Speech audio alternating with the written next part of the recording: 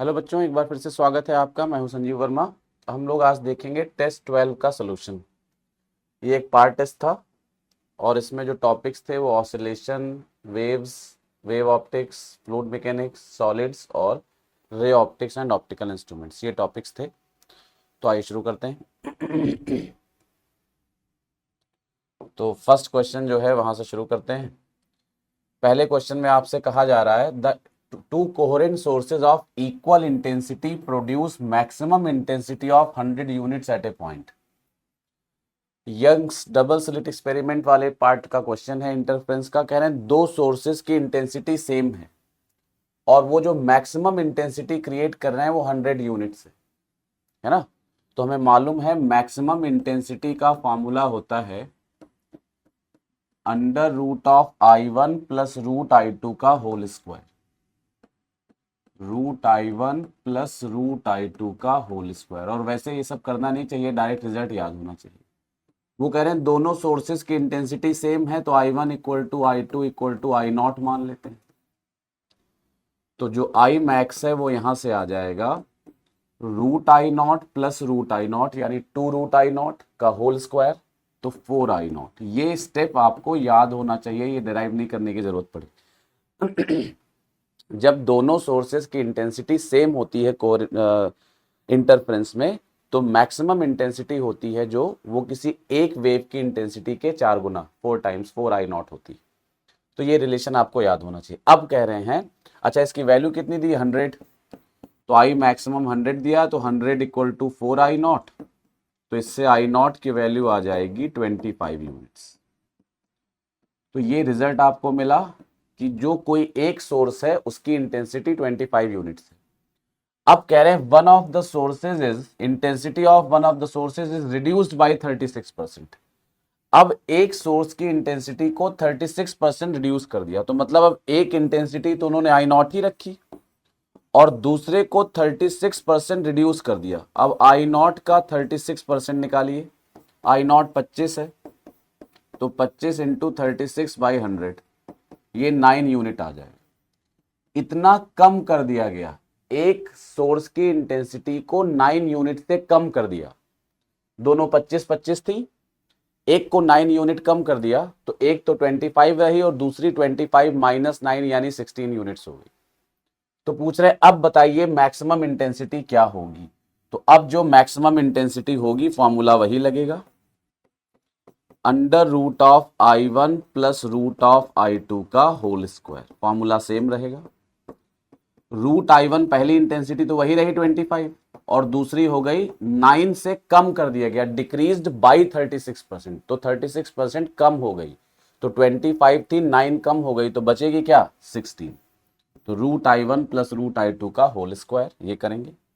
Root 25 5 आएगा, root 16 4 आएगा, 5 plus 4 9, 9 का स्क्वायर 81, यानी जो इंटेंसिटी आएगी वो 81 यूनिट्स आएगी। तो फोर्थ ऑप्शन करेक्ट हो जाए, ठीक है ना। आगे बढ़ते हैं। नेक्स्ट क्वेश्चन है द लाइट ऑफ वेवलेंथ इतने angstrom is incident on A slit of width 0.2 millimetre perpendicularly the angular width of central maxima will be. ये सिंगल स्लिट एक्सपेरिमेंट यानी डिफ्रैक्शन का क्वेश्चन है। ये लैम्डा आपको दिया गया है 6328 एंगस्ट्रॉम, तो यानी इसको 6.328 इंटू 10⁻⁻7 मीटर लिख सकते हैं। एंगस्ट्रॉम को मीटर में कन्वर्ट कर दिया। स्लिट की विड्थ आपको दी हुई है d इक्वल टू 0.2 मिलीमीटर। पूछ रहा है सेंट्रल मैक्सिमा की विड्थ क्या होगी। जो एंगुलर विड्थ होती है सेंट्रल मैक्सिमा, डिफ्रैक्शन में मैक्सिमा के लिए फॉर्मूला अप्लाई करते हैं d sine theta equal to n lambda. Minima के लिए, सॉरी मिनिमा के लिए। तो बल्कि इससे जानने का कोई मतलब नहीं, आप डायरेक्ट समझ सकते हो। जो सेंट्रल मैक्सिमा होता है डिफ्रैक्शन में, उसकी विड्थ होती है angular width. Angular width of central maxima होती है 2 लैम्डा बाई डी। लैम्डा होती है वेवलेंथ और डी है slit width, 2 lambda by D. इस तरह से बनता है, सिंगल स्लिट होती है तो ये इस तरह से ये डी होता है ये चीज।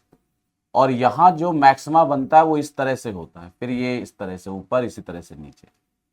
तो सेंट्रल मैक्सिमा फर्स्ट मिनिमा जो ऊपर होगा और फर्स्ट मिनिमा जो नीचे होगा, फर्स्ट मिनिमा से फर्स्ट मिनिमा के डिस्टेंस, सिमेट्री लाइन से ऊपर जो फर्स्ट मिनिमा है, सिमेट्री लाइन से नीचे जो फर्स्ट मिनिमा है, दोनों के बीच के डिस्टेंस को बोलते हैं सेंट्रल मैक्सिमा की विड्थ, और वो होती है 2 लैम्डा बाई डी। लैम्डा की वैल्यू रख लेंगे। अच्छा, ये जब इससे निकालोगे तो ये आंसर जो आएगा वो रेडियन में आएगा। अब डिग्री में कन्वर्ट करना है इसको, तो बाई 180 बाई पाई से मल्टीप्लाई कर देंगे। तो अब ये आंसर हो जाएगा 2 लैम्डा बाई डी रेडियन है, तो इंटू 180 बाई पाई, ये आंसर आएगा इतने डिग्री। ये आंसर डिग्री में आएगा, आंसर डिग्री में दिया है तो डिग्री में निकालना पड़ेगा। अब वैल्यू रखो, लैम्डा की वैल्यू है 6.3 इंटू 10 टू द पावर -7, डी दिया है आपको 0.2, तो ये 0.2 हो गया। इसको 2 इंटू 10 की पावर -1 लिख लेते हैं, तो 2 इंटू 10 की पावर -1 इंटू 180 बाई पाई, पाई को 3.14 लिख सकते हैं। 3.14 का डबल करें तो 6.28 होता है, वो लगभग 6.3 के बराबर हो जाएगा, तो ये 2 टाइम्स कट जाएगा, 2 आ जाएगा। इस 2 से ये 2 कट गया, ऊपर बचा 2 into 180 into 10 to the power -7, यानी ये 360 इंटू 10 टू द पावर -7 ये बचा। कोई और वैल्यू छूट गई है क्या? ठीक है, तो ये आ गया। अच्छा, नीचे 10 की पावर -1 भी था, तो ये 3.1 से 2 कटा, 2 से 2 कट गया, 2 इंटू 180 360 आया, 360 इंटू 10 की पावर -7 और नीचे 10 की पावर -1, ये ऊपर जाएगा तो 10 की पावर -6 हो जाएगा। तो जो एंगुलर विड्थ आएगी यहाँ से, सॉल्व कर लेंगे इसको हम लोग। आगे लिख रहे हैं 360 इंटू 10 की पावर -6। अब 360 इंटू 10 की पावर -6 करेंगे। अच्छा, गड़बड़ हो गया एक, देखिए ये जो विड्थ दी है वो 0.2 मिलीमीटर गिवन है। हम लोगों ने 0.2 मीटर, इतनी बड़ी विड्थ तो हो भी नहीं सकती, तो 0.2 मिलीमीटर है। तो जब 0.2, इसको एक बार फिर से करते हैं, वैल्यू रखते हैं, तो उसमें कुछ खास नहीं है, 0.2 मिलीमीटर है।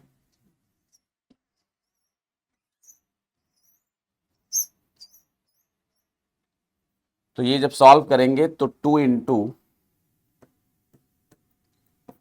इंटू लैम्डा की जगह रखेंगे 6.328 इंटू 10 टू द पावर -7, और डी जो है 0.2 मिलीमीटर है, तो उसको 2 into 10 to the power -4 metre लिख देंगे, इंटू 180 बाई पाई, और पाई को 3.14 रखेंगे। अब सॉल्व करेंगे तो आसानी से सॉल्व हो जाएगा, है ना। अब सॉल्व करेंगे तो इजीली सॉल्व हो जाएगा। तो अब देखो सॉल्व करके क्या आता है, 2 से 2 कट जाएगा, 2 से 2 कट गया, और 3.14 से ये 2 आ जाएगा, 2 इंटू 180 360 आएगा, 10 की पावर -3, तो 0.36 आंसर आ जाएगा, 0.36 डिग्री, है ना। वो 0.2 मिलीमीटर था, 0.2 मीटर तो डी हो भी नहीं सकता ना, इतनी बड़ी स्लिट थोड़ी ना होती, बहुत छोटी सी होती, तो ये आंसर आ जाएगा। नेक्स्ट क्वेश्चन है, stress versus strain graphs for stress strain graph दिए हैं, यंग्स मॉडुलस पूछा जा रहा है। हमें मालूम है स्ट्रेस और स्ट्रेन का जो रेशियो होता है वही यंग्स मॉडुलस होता है, तो ये y होगा, और स्ट्रेस स्ट्रेन का रेशियो ही इसका स्लोप होगा। तो यानी इस ग्राफ का जो स्लोप होगा, स्ट्रेट लाइन ग्राफ बना हुआ है, तो slope stress upon strain, slope equal to y/x होता है, स्ट्रेस अपॉन स्ट्रेन, और वही यंग्स मॉडुलस होता है, मतलब स्लोप की वैल्यू यंग्स मॉडुलस देगी। तो ए के लिए यंग्स मॉडुलस जो होगा वो ए के स्लोप के बराबर होगा, ए का स्लोप है tan 60 यानी √3, और बी के लिए यंग्स मॉडुलस जो होगा वो बी का स्लोप होगा, और बी के लिए एंगल है tan 30, तो वो हो जाएगा 1/√3। रेशियो निकालेंगे तो YA upon YB equal to 3 आ जाएगा, और इससे YA इक्वल टू 3YB, ये रिजल्ट आएगा। तो सही ऑप्शन होगा 4th वाला, है ना। आगे बढ़ते हैं, इसमें कह रहे हैं टैंक में यहां पर एक होल कर दिया गया है, ये होल y गहराई पर किया गया है, XM पूछ रहे हैं कितना होगा, x की वैल्यू, ये जो x लिखा है इसकी वैल्यू। तो देखो जब यहाँ होल करेंगे तो जो लिक्विड बाहर बहेगा इसका फॉर्मूला हमें मालूम है कि अगर होल का एरिया नेग्लिजिबल है तो लिक्विड की वेलोसिटी होती है √2g, और फ्री सरफेस से जितनी गहराई पर होल किया गया है वो गहराई यहां यूज कर लेते हैं। तो जो स्पीड होगी लिक्विड की वो होगी √2g/। ये तो हो गया फ्लूइड मैकेनिक्स का कॉन्सेप्ट। अब आता है रेंज क्या होगी। तो अब ये पैराबोलिक मोशन का कॉन्सेप्ट है। ये लिक्विड यहां से चलेगा तो पहले टाइम ऑफ फ्लाइट निकालना पड़ेगा। हॉरिजॉन्टल मोशन में हमें पता है कि अगर u वेलोसिटी से किसी बॉडी को फेंका गया है h हाइट से, तो जो इसका टाइम ऑफ फ्लाइट होता है प्रोजेक्टाइल मोशन में वो होता है √2h/g, हॉरिजॉन्टली फेंका। इस लिक्विड के जो हाइट है जमीन से, इस जहां से गिरता है ये, तो देखो पूरी ये h थी, इतनी y है, तो ऊपर वाली ये हो जाएगी h-y, और नीचे वाली जो हाइट है वो आपको h गिवन है। इसको पूरा ही लिख लेते हैं। ये वाली हाइट जो है ये हो जाएगी h-y, और नीचे वाली हाइट h गिवन है, तो टोटल हाइट हो जाएगी 2h-y।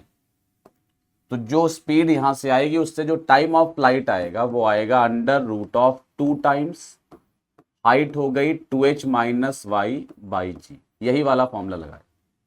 तो जो हाइट है इसकी जमीन से वो 2h-y हो जाएगी और अपॉन g, ये टाइम ऑफ फ्लाइट आ गया इस प्रोजेक्टाइल का। अब रेंज क्या होगी।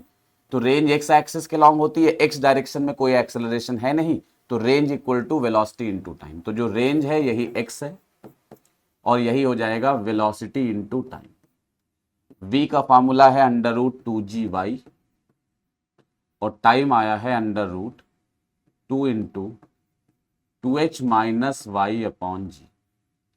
√g से √g कैंसिल हो जाएगा, 2 इंटू 2 मल्टीप्लाई होके 4 आ जाएगा, तो आंसर आएगा 4y इंटू 2h-y। तो 4y इंटू 2h-y के हिसाब से सही आंसर हो जाएगा फोर्थ वाला। तो fourth is the right option. सीधा प्रोजेक्टाइल मोशन का क्वेश्चन था। नेक्स्ट क्वेश्चन है, स्टेशनरी वेव्स कब बनती हैं। तो देखो स्टेशनरी वेव बनने के लिए दो वेव्स चाहिए जिनका एम्पलीट्यूड सेम हो। अगर एम्पलीट्यूड सेम नहीं भी है तब भी स्टेशनरी वेव बन जाएंगे, लेकिन तब स्टेशनरी वेव जो बनेगी उसके साथ साथ प्रोग्रेसिव वेव भी मीडियम में एग्जिस्ट करेगी। सेम एम्पलीट्यूड वाली वेव सुपरपोज करेंगी तो प्योर स्टेशनरी वेव बनेगी, और अगर एम्पलीट्यूड अलग अलग है तो स्टेशनरी वेव भी बनेगी, साथ में एक थोड़ा सा पार्शियल प्रोग्रेसिव वेव भी बच जाएगी। तो एम्पलीट्यूड सेम नहीं भी होंगे तब भी स्टेशनरी वेव बन सकती है, लेकिन प्योरली स्टेशनरी वेव बनाना है तो एम्पलीट्यूड सेम होना चाहिए, फ्रीक्वेंसी वेवलेंथ सब सेम होना चाहिए, सेम मीडियम में सेम स्पीड से ट्रेवल करें और सुपरपोज कर जाएं अपोजिट डायरेक्शन में। तो इनके सुपरपोजिशन से जो रिजल्टेंट वेव बनेगी उसको स्टेशनरी वेव कहेंगे। स्टेशनरी वेव बनने में बस फेज में डिफरेंस हो सकता है, फेज दोनों का सेम भी हो सकता है और फेज दोनों का अपोजिट भी हो सकता है। तो सेम फेज में सुपरपोज करेंगे तब भी स्टेशनरी वेव बनेगी, और अपोजिट फेज में सुपरपोज करेंगे तब भी स्टेशनरी वेव बनेगी। तो उसके हिसाब से सही ऑप्शन होना चाहिए, two waves of equal wavelength travel along the same path with equal speed in opposite direction. Two waves of equal wavelength equal phase travel along the same path with equal speed. Second option correct होना चाहिए। Two waves of equal wavelength, तो wavelength equal हो गई, equal amplitude वो तो होना ही चाहिए था, travel along the same path होना ही चाहिए था, विद इक्वल स्पीड होना चाहिए था, इन अपोजिट डायरेक्शन, सारी शर्तें पूरी हो रही। सेकेंड ऑप्शन करेक्ट हो जाए, है ना। आगे बढ़ते हैं। A ray of light passes through 4 transparent media। इसमें पूछना है अगर ये पैरेलल है, अगर ए बी सी डी के पैरेलल है तो ये स्टैंडर्ड कॉन्सेप्ट होता है कि कई सारे मीडियम से अगर कोई रे पास करती है और सारे मीडियम की बाउंड्रीज पैरेलल है, ये ध्यान रखिएगा, बाउंड्रीज सबकी कैसी होनी चाहिए, पैरेलल। तो अगर जो इमर्जेंट रे है अगर वो इंसिडेंट रे के पैरेलल निकलती है तो ऐसा तभी पॉसिबल है जब पहला मीडियम और लास्ट मीडियम दोनों आपस में सेम हो। ये कहीं कैसे आया, तो सिंपल स्नेल्स लॉ से डिराइव होकर आ जाएगा। एक बार यहां स्नेल्स लॉ लगाइए, एक बार यहां स्नेल्स लॉ लगाइए, एक बार यहां स्नेल्स लॉ लगाइए, डिराइव होकर आ जाएगा। लेकिन ये तभी पॉसिबल है, ये रिजल्ट याद कर लो, ये आईआईटी में आया था बहुत पहले क्वेश्चन, ये तभी पॉसिबल है जब इंसिडेंट रे और जो मीडियम है जितने भी सारे मीडियम की बाउंड्रीज आपस में पैरेलल अगर हैं, तो इंसिडेंट रे इमर्जेंट रे को पैरेलल होने के लिए इनिशियल और फाइनल मीडियम सेम होना चाहिए। अगर बाउंड्रीज पैरेलल नहीं है, कोई बाउंड्री ऐसे है, कोई ऐसे है, कोई ऐसे है, तो अब अगर इंसिडेंट रे इधर से आती है तो अब अगर इंसिडेंट रे रिफ्रैक्शन के बाद मान लीजिए पैरेलल भी है इंसिडेंट रे इमर्जेंट रे, तो भी ये μ1 इक्वल टू μ4 वाली शर्तें पूरी नहीं होंगी। ये बाउंड्रीज पैरेलल होंगी, इंसिडेंट रे इमर्जेंट रे भी पैरेलल है, तो इनिशियल और फाइनल मीडियम सेम होना चाहिए। तो सीधा आंसर हो जाएगा μ1 इक्वल टू μ4, यानी फोर्थ ऑप्शन करेक्ट हो जाएगा। आगे बढ़ते हैं। If the refractive index of a prism for red, yellow and violet colour इतना इतना है, तो डिस्पर्सिव पावर क्या हो? डिस्पर्सिव पावर का सीधे फॉर्मूला होता है μv minus μr upon μi minus 1। Value रख दो। μv वायलेट कलर का रिफ्रैक्टिव इंडेक्स आपको 1.65 दिया है, रेड कलर का 1.61, तो 1.65 माइनस 1.61 अपॉन ये, तो थर्ड ऑप्शन करेक्ट हो जाए। बस μv μr μi की वैल्यू रखनी, तो third is the right answer. Three waves of equal frequency having amplitudes this and this arrive at a given point with successive phase difference of π/2। तीन waves हैं, ये question SHM में भी होता है, ऑल्टरनेटिंग करंट में भी होता है, वेव में भी बनता है, इलेक्ट्रोमैग्नेटिक वेव में भी बनता है, हर जगह बनता है। कह रहे हैं तीन वेव्स हैं, तीनों का एम्पलीट्यूड गिवन है और उनके बीच में जो फेज डिफरेंस है, एम्पलीट्यूड में जो डिफरेंस है फेज का, वो π/2 का है।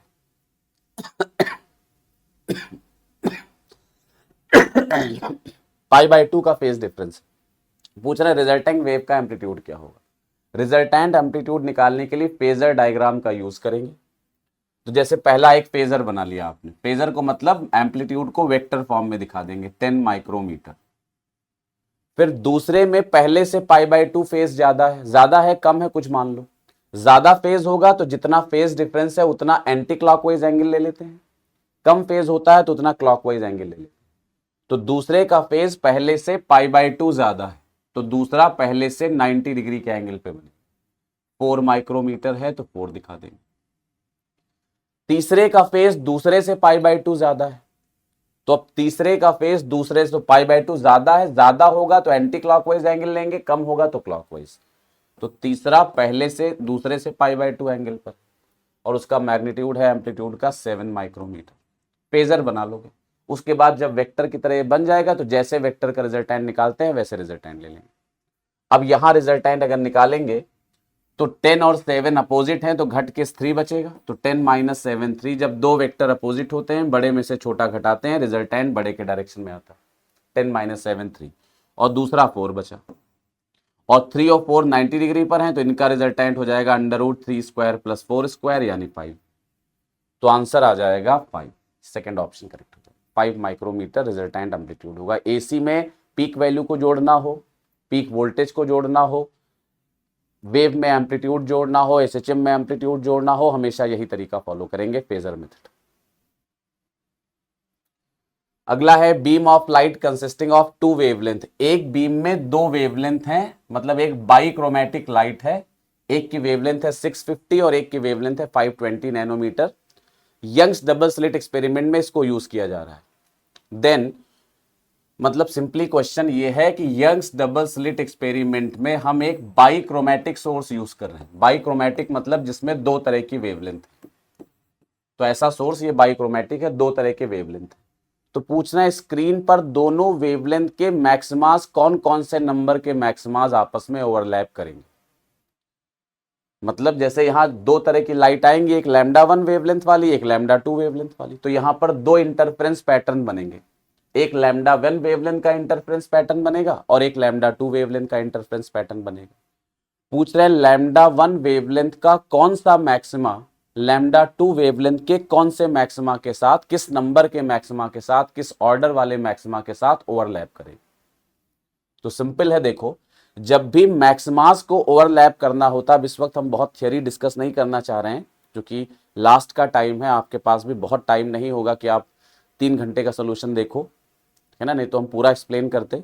तो अब थोड़ा शॉर्ट में बताएंगे क्योंकि अब उतना टाइम नहीं दिया जा सकता, आपके पास भी टाइम नहीं होगा कि 3 घंटे में पूरा सोल्यूशन देखो। 3 घंटे का सोल्यूशन वही देख सकता है जिसका पूरा सिलेबस आज की डेट में तैयार है।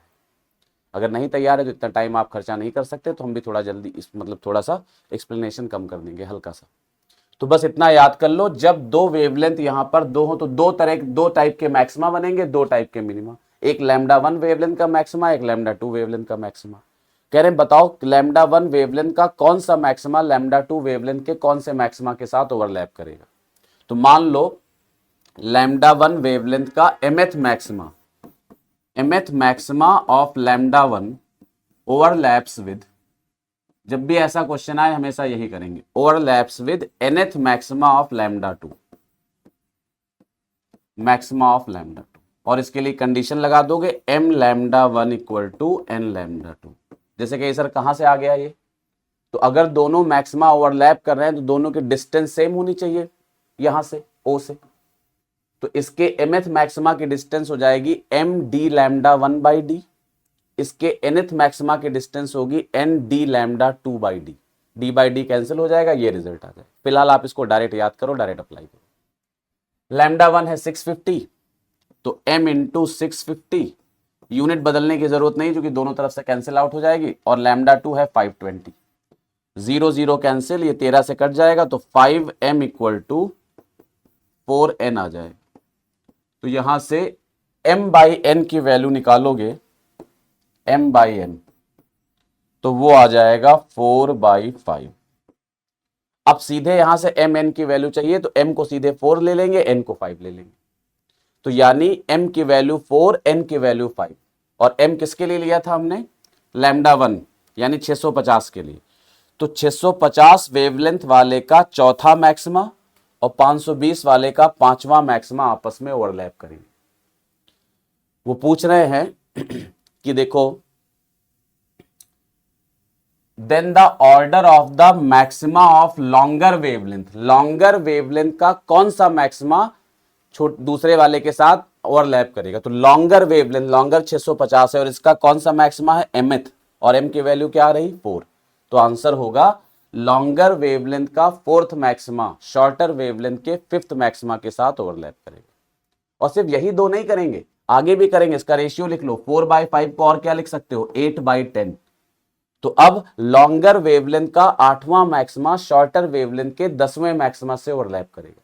फिर इसको 3 से मल्टीप्लाई कर दो, 12/15। तो लॉन्गर वेवलेंथ का 12th मैक्सिमा शॉर्टर वेवलेंथ के 15th मैक्सिमा के साथ ओवरलैप करेगा, एंड सो ऑन, ये चलता रहेगा। जो स्मॉलेस्ट ऑर्डर होगा वो 4 हो जाएगा, तो m की वैल्यू 4, तो फोर्थ वाला ओवरलैप करेगा, है ना। आगे बढ़ते हैं। Plane polarised light is pass through a polaroid on viewing through the polaroid, we find that when the polaroid is given. इसमें सिंपल ये है कि एक प्लेन पोलराइज्ड लाइट ऑलरेडी जो पोलराइज हो चुकी, उस लाइट को एक पोलराइड से पास करते हैं। पोलराइड में आपको मालूम है स्लिट होगी ऐसे, ये पोलराइड है और इसमें स्लिट होगी ऐसी।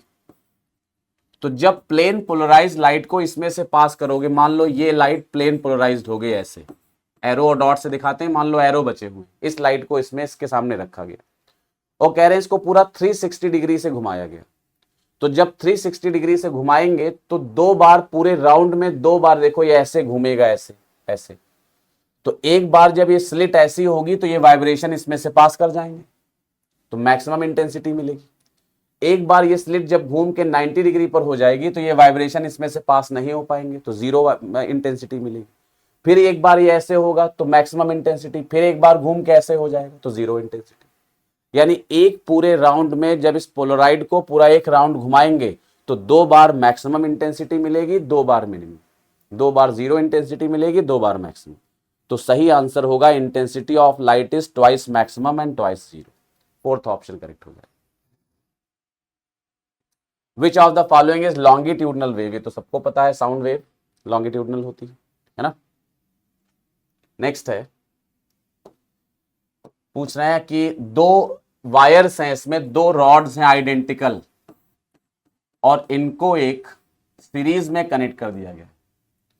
आइडेंटिकल हैं तो लेंथ सेम होगी, इसका यंग्स मॉडुलस y1 है, इसका Young's modulus y2। End to end joint है, एंड टू एंड का मतलब सीरीज में ज्वाइंट है। पूछ रहे हैं पूरे सिस्टम का इक्विवेलेंट यंग्स मॉडुलस क्या हो। जैसे थर्मल कंडक्शन में इक्विवेलेंट थर्मल कंडक्टिविटी निकालते हैं, पार्शियली फिल्ड कैपेसिटर में इक्विवेलेंट डाइलेक्ट्रिक कांस्टेंट निकालते हैं सीरीज कॉम्बिनेशन में, वैसे यहां इक्विवेलेंट यंग्स मॉडुलस निकालते हैं। और इस केस में इक्विवेलेंट यंग्स मॉडुलस का फॉर्मूला होता है लेंथ को जोड़ो upon L/Y1 plus L/Y2। L ऊपर कॉमन होकर कैंसिल हो जाएगा, 2 बचेगा, नीचे 1/y1 प्लस 1/y2, तो y1 plus y2 by y1 y2 बचेगा, y1 y2 ऊपर चला जाएगा, तो आंसर आएगा 2y1 y2 upon y1 plus y2। सही ऑप्शन हो जाएगा सेकंड। 3 जगह ये फॉर्मूला इसी पैटर्न पे यूज होता है। नेक्स्ट है Young's double slit experiment if a mica, कह रहे हैं यहां पर एक माइका शीट लगा दी गई। इस तरह का क्वेश्चन हम पिछले वाले केस में भी कर चुके हैं। माइका शीट जिसकी थिकनेस टी है, रिफ्रैक्टिव इंडेक्स म्यू। पूछ रहे हैं पाथ लेंथ कितना बढ़ जाती है, then the path difference S1 minus S2P decreases increases. Path difference बढ़ जाता है, घट जाता है। तो देखो पाथ डिफरेंस निकालना, लास्ट वाले टेस्ट पेपर में भी एक क्वेश्चन था, आपको कराया था। पाथ डिफरेंस जब भी लिखना होता है तो ऑप्टिकल पाथ डिफरेंस लिखते हैं। एयर में ज्योमेट्रिकल और ऑप्टिकल लेंथ सेम होती है, तो अगर ये शीट ना होती तो दोनों रेज एयर में थी, तो जो पाथ डिफरेंस आएगा एयर में, इन एयर, जब ये शीट नहीं रखी हुई थी, जब ये स्लैब नहीं लगाया था, तो पाथ डिफरेंस क्या था, सिंपली S1P माइनस S2। दोनों एयर में है तो जो ज्योमेट्रिकल लेंथ है वही ऑप्टिकल लेंथ हो जाएगी। अब इसमें एक माइका लगा दिया, शीट लगा दी, तो अब दूसरे वाले में तो कोई चेंज नहीं होगा, वो जितनी थी उतनी रहेगी। लेकिन जो पहले वाले की लेंथ है वो क्या हो जाएगी, देखो S1P पहले थी, टोटल देखो S1P होगी, लेकिन S1P में से जो T लेंथ है वो मीडियम के अंदर है। एयर में केवल कितनी लेंथ है, एयर के अंदर लेंथ है S1P माइनस T, ये लेंथ एयर के अंदर है। जो एयर में है वो एज इट इज रहेगी जैसे थी, लेकिन जो टी लेंथ ये मीडियम के अंदर आ गई, म्यू के अंदर आ गई, इसकी ऑप्टिकल लेंथ हो जाएगी म्यू टी। एयर में ये टी लेंथ एयर में तो है नहीं, अब तो ये मीडियम में है म्यू के अंदर, तो इसकी जो ज्योमेट्रिकल लेंथ टी है वो ऑप्टिकल लेंथ हो जाएगी म्यू टी, तो इसमें म्यू टी ऐड हो जाएगी। तो ये हो गई पहले वेव की लेंथ, और दूसरे वेव में कोई चेंज नहीं हुआ, वो S2P थी। तो आप सिंप्लीफाई करोगे तो ये आएगा S1P माइनस S2P, जो पहले था वो आ गया, और प्लस टी कॉमन ले लोगे तो म्यू माइनस 1 इंटू टी। तो पहले पाथ डिफरेंस था S1P माइनस S2P, और ये शीट लगा देने के बाद पाथ डिफरेंस हो गया S1P minus S2P plus mu minus 1 into T, यानी पाथ डिफरेंस इस वैल्यू से बढ़ गया, तो path difference increases by mu minus 1 into T, ये आंसर हो जाएगा। इसको ढंग से तैयार करिए, आपके एनसीईआरटी में भी है, और इसके ऊपर क्वेश्चन आते हैं कि इसको लगाने से कितने मैक्सिमा ऊपर, मतलब सेंट्रल मैक्सिमा कितना शिफ्ट हो जाएगा, किस तरफ शिफ्ट होगा, कितनी फ्रिंजेस शिफ्ट होंगी, कितना शिफ्ट होंगी, ये सब छोटे मोटे क्वेश्चन इस पे बहुत सारे बनते हैं, तो सारी चीजें आपको तैयार करनी। A wave is reflected from a rigid support. The change in phase on reflection. Rigid support से रिफ्लेक्शन पे जो डिस्प्लेसमेंट वेव होती है उसके फेज में पाई का चेंज होता है। यहां लिखा नहीं है कौन सी वेव है, लेकिन दो तरह की वेव पढ़ते हैं, एक डिस्प्लेसमेंट वेव, एक प्रेशर वेव। लॉन्गिट्यूडनल वेव जब किसी गैसियस मीडियम में ट्रेवल करती है तो वहां हम सिर्फ प्रेशर वेव की ही बात करते हैं, लेकिन चूंकि प्रेशर वेव का कोई खास जिक्र आपके पेपर में कभी हुआ नहीं, इसलिए प्रेशर वेव के डिटेल में आपको नहीं जाएंगे, नहीं बताएंगे। आपके लेवल पर जब भी वेव की बात की जाएगी तो वो डिस्प्लेसमेंट वेव की होगी, और डिस्प्लेसमेंट वेव जब किसी रिजिड बाउंड्री से टकराती है तो उसमें पाई का फेज डिफरेंस आता है। तो आंसर हो जाएगा थर्ड वाला, है ना। इसका आंसर था increases by mu minus 1 into T. Next question है, एक ट्यूनिंग फोक है जिसकी फ्रीक्वेंसी 100 है, 100 हर्ट्ज, और इसको एक दूसरे ट्यूनिंग फोक जिसकी फ्रीक्वेंसी नहीं पता कितनी है उसके साथ वाइब्रेट कराते हैं, तो हमें 2 बीट्स मिलते हैं, 2 बीट्स पर सेकेंड, 2 बीट्स मिलते हैं। अब 2 बीट्स मिल रहे हैं, इसका मतलब इसकी फ्रीक्वेंसी के 2 ऑप्शन हो गए। आप जानते हो बीट्स का मतलब फ्रीक्वेंसी डिफरेंस, तो अगर 2 बीट्स मिल रहे हैं तो इसकी 100 है तो दूसरे वाले की 100 से 2 ज्यादा होगी या 2 कम होगी, तो या तो 100 प्लस 2 होगी या 100 माइनस 2 होगी, यानी या तो 102 होगी या फिर 98 हर्ट्ज होगी। दोनों में से एक आंसर इसके लिए आएगा। ये बात समझ में आती है। अब कह रहे हैं on loading the tuning fork whose frequency is not known. अब जिसकी फ्रीक्वेंसी नहीं पता है, यानी ये वाला ट्यूनिंग फोक, इसको लोड कर दिया गया। लोड करने का मतलब वैक्स लगा दिया गया। लोडिंग या वैक्सिंग करने से जो फ्रीक्वेंसी होती है वो घट जाती है, ये पता है हम लोगों को। तो जब इस पे लोडिंग कर दी गई इसको, उसके बाद इसको दोबारा 100 हर्ट्ज वाले के साथ वाइब्रेट कराया, तो पहले ये 100 हर्ट्ज वाला लिया, ये तो फिक्स था 100 हर्ट्ज, और इसमें लोडिंग करा दी गई, यानी ये लोडेड ट्यूनिंग फोक है, लोडेड, और लोडेड है तो फ्रीक्वेंसी पहले से कम हो गई। ये लोडेड ट्यूनिंग फोक है तो फ्रीक्वेंसी पहले से कम हो गई। अब दोनों को वाइब्रेट कराया तो कह रहे हैं जो नंबर ऑफ बीट्स हैं वो 1 मिले। अब 1 बीट मिला, 1 बीट मिला, तो अब नंबर ऑफ बीट्स हो गए 1, कम हो गए बीट्स। तो पूछ रहे हैं बताइए इसकी फ्रीक्वेंसी क्या है। जो जो ये दूसरा वाला ट्यूनिंग फोक था, इसकी एक्चुअल फ्रीक्वेंसी क्या थी, 102 थी कि 98 थी। ये तो पता है 102 98 में से एक आंसर होगा, तो ये दोनों तो हो नहीं सकते। 102 और 98 में से कौन सा होगा ये चेक करना है। तो देखो एकदम आसान है, हीट एंड ट्रायल से चेक कर सकते हो या फिर डायग्राम बना के कर सकते हो। हीट एंड ट्रायल से चेक करो तो अगर इसकी फ्रीक्वेंसी हम 98 मान लें, भाई दोनों में से एक आंसर होगा, दोनों चेक कर लो। अगर इसकी फ्रीक्वेंसी को 98 मान ले, वो तो 100 है, वो तो फिक्स है, और ये 98 मान ले, तो नंबर ऑफ बीट्स 2 मिल रहे हैं। ठीक है, पहली शर्त पूरी हो गई, पहली कंडीशन सेटिस्फाई हो गई। अब दूसरी कंडीशन देखें। दूसरे कंडीशन में जब इसकी लोडिंग कर देंगे तो इसकी फ्रीक्वेंसी 98 से कम हो जाएगी, हमें नहीं मालूम कितनी हो जाएगी, लेकिन 98 से कम हो जाएगी। तो अब ये 98 से कम है और वो 100 ही है, तो बताओ अगर ये 98 से कम हो गया, कोई वैल्यू ले लो, 97 96 कोई वैल्यू ले लो, 97 ले लेते हैं, तो 100 और 97 में जो डिफरेंस आएगा वो 3 का आ जाएगा। यानी अब बीट्स बढ़ जाने चाहिए थे, नंबर ऑफ बीट्स 2 से तो ज्यादा आ जाएंगे ना। तुम 97 भी ले लोगे तो 3 आ जाएंगे, 96 ले लोगे तो 4 बीट्स आ जाएंगे। तो अब नंबर ऑफ बीट्स बढ़ जाने चाहिए, जबकि यहां 1 बीट लिखा है, नंबर ऑफ बीट्स कम हो गए। 98 आंसर लेने पर नंबर ऑफ बीट्स बढ़ जाने चाहिए था, इसका मतलब 98 सेटिस्फाई नहीं हो रहा है। तो फिर कौन सा आंसर होगा, 102। चेक भी कर सकते हो, 102 इसकी फ्रीक्वेंसी माने। जब लोडिंग करेंगे, वैक्सिंग करेंगे तो फ्रीक्वेंसी थोड़ी कम हो जाएगी, और कम हो गई तो मान लो 102 से 101 हो गई। तो अब ये 100 है, ये 101 है, तो नंबर ऑफ बीट्स 1 मिल सकते हैं। यानी बीट्स का कम होना ये बता रहा है कि इसकी फ्रीक्वेंसी 100 से ज्यादा रही होगी, 102। 98 वाले में तो अगर लोडिंग कर देंगे तो और फ्रीक्वेंसी कम हो जाएगी, और कम होगी तो नंबर ऑफ बीट्स बढ़ जाएंगे। तो इसका मतलब सही आंसर कौन सा मैच करेगा, 102। तो सही ऑप्शन होगा 102 हर्ट्ज, तो करेक्ट आंसर हो जाएगा। क्लियर होगी बात ये। When a tuning fork vibrates the waves produce in the fork are, fork में जो वेव्स प्रोड्यूस होती है प्रॉन्ग्स में, वो लॉन्गिट्यूडनल वेव्स होती है, तो आंसर होगा लॉन्गिट्यूड। ये नल से पानी गिर रहा है, तो ये कह रहे हैं कि नल से पानी गिरता है तो जैसे जैसे पानी नीचे आता है इसका जो एरिया ऑफ क्रॉस सेक्शन है ये कम होता जाता है। पूछ रहे हैं इसका लॉजिक क्या है, क्या किस लॉजिक से ऐसा होता है, कारण क्या है। तो देखो बेसिक है, एकदम सिंपल। जैसे जैसे नीचे आएगा ग्रेविटी भी नीचे लगेगी, तो ग्रेविटी लगने की वजह से स्पीड क्या होती है, बढ़ती जाती है। प्रिंसिपल ऑफ कॉन्टिन्यूटी कहती है कि ए और वी का प्रोडक्ट कांस्टेंट होता है, A V equal to constant. तो जैसे जैसे स्पीड बढ़ती जाएगी, ये उल्टा बना दिया, स्पीड बढ़ती जाएगी वैसे वैसे एरिया ऑफ क्रॉस सेक्शन क्या होना पड़ेगा, कम, क्योंकि ए और वी का प्रोडक्ट कांस्टेंट होता है।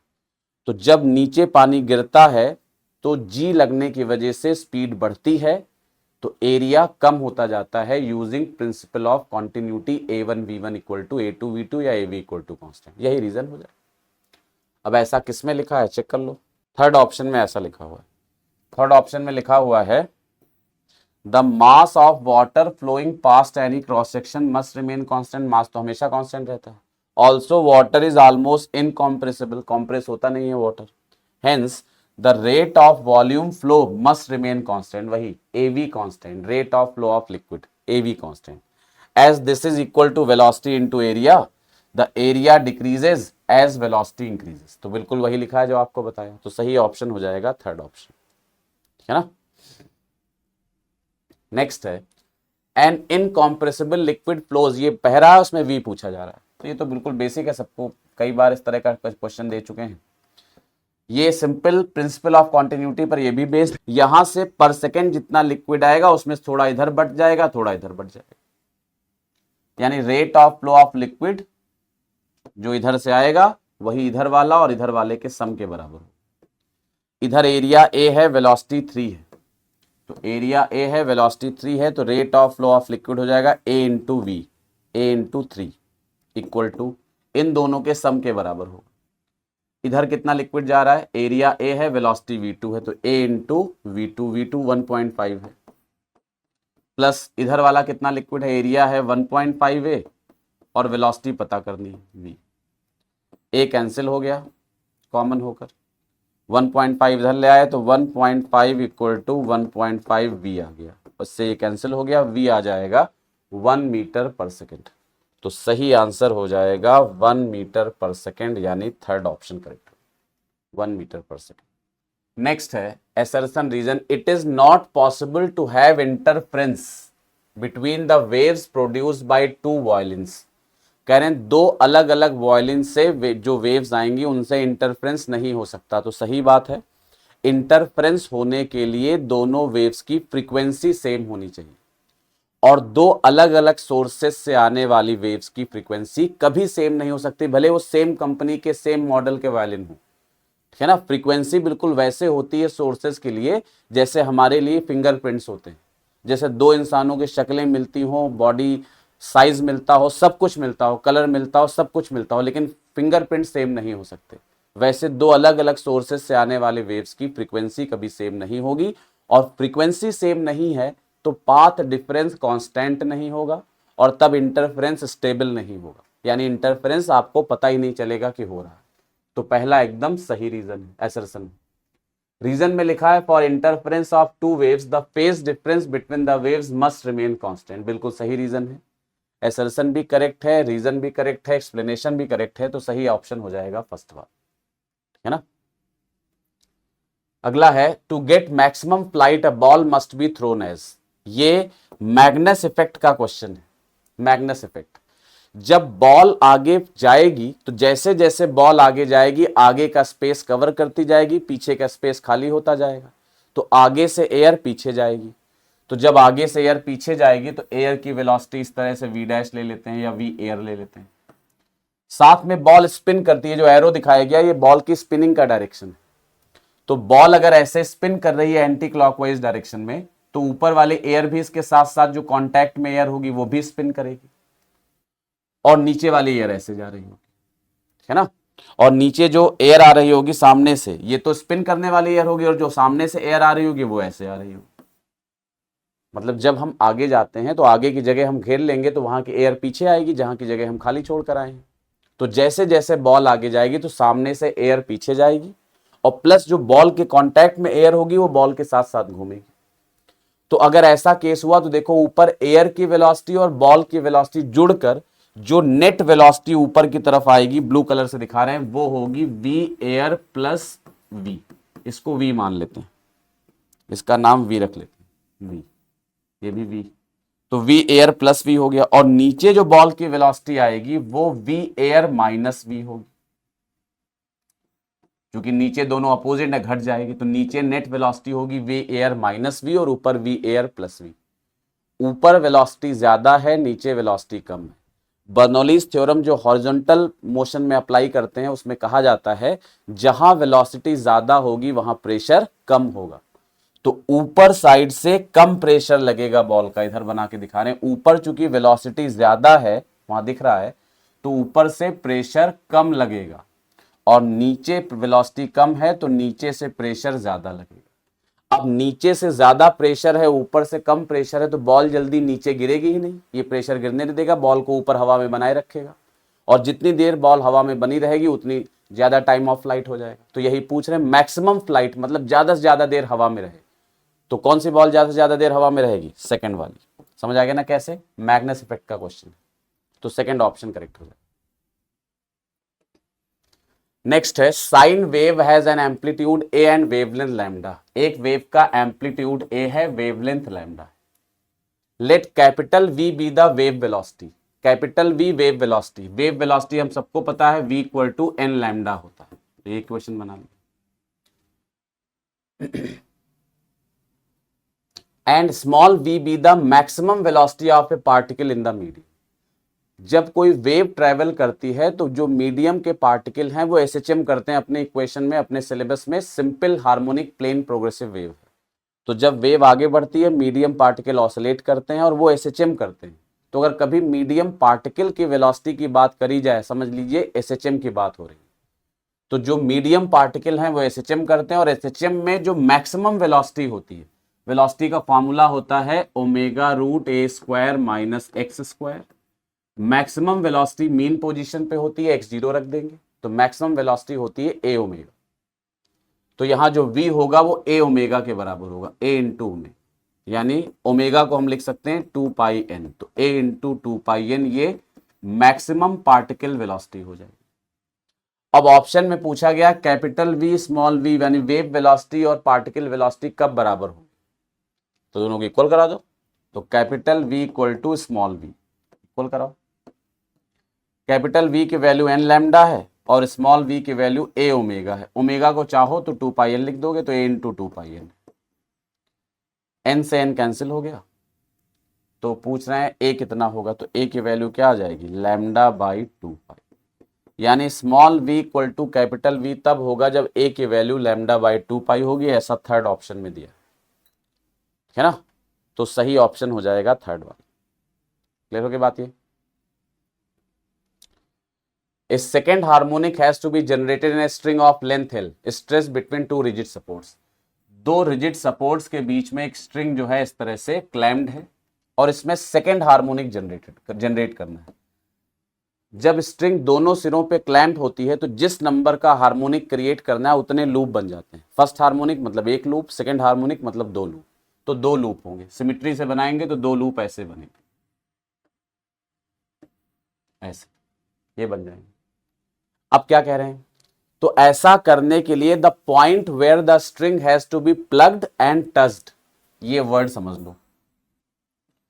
टच करने का मतलब है कहां स्ट्रिंग को उंगली से ऐसे दबा लें, फिक्स कर दे, कील लगा दे, जैसे कील लगा दो वहां रस्सी फिक्स हो जाएगी, वैसे समझ लो उंगली से ऐसे दबाना है रस्सी को, तो कहां दबा दें कि रस्सी ऐसे, कहां पकड़ लें रस्सी को ऐसे फिक्स कर दें रस्सी को, और कहां प्लग करें। प्लग करने का मतलब है जैसे रस्सी ऐसे बंधी हुई इमेजिन करो, तो तुमने रस्सी को ऐसे पकड़ा और ऐसे खींच के छोड़ दिया। प्लग करने का मतलब खींच के छोड़ दे, तो ऐसे खींच के छोड़ोगे तो ऐसे ऐसे रस्सी वाइब्रेट करना शुरू कर देगी।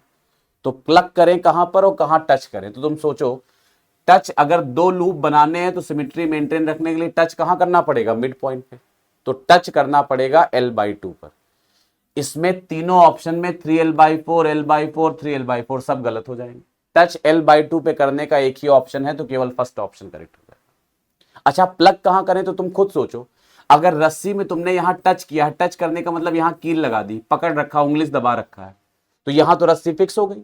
अब ऑसिलेट कराना है तो कहां पकड़ के खींचोगे, जहां पर एम्पलीट्यूड बनता है, जहां एंटी नोड बनता है, वहां रस्सी को पकड़ के जैसे यहां पकड़ोगे और ऐसे खींच दोगे, तो इधर वाली ऐसे ऐसे वाइब्रेट करेगी, इधर वाली ऐसे ऐसे वाइब्रेट करेगी। तो कहां प्लग करना होता है, तो याद भी कर सकते हो, प्लकिंग डिस्टेंस जो होती है, प्लकिंग डिस्टेंस रस्सी में होती है L/2P, L/2 times number of loops. अब जैसे इसमें लूप्स दो हैं तो प्लकिंग डिस्टेंस हो जाएगी L/4, मतलब यहां पर L/4 डिस्टेंस पे रस्सी को प्लग करना हो।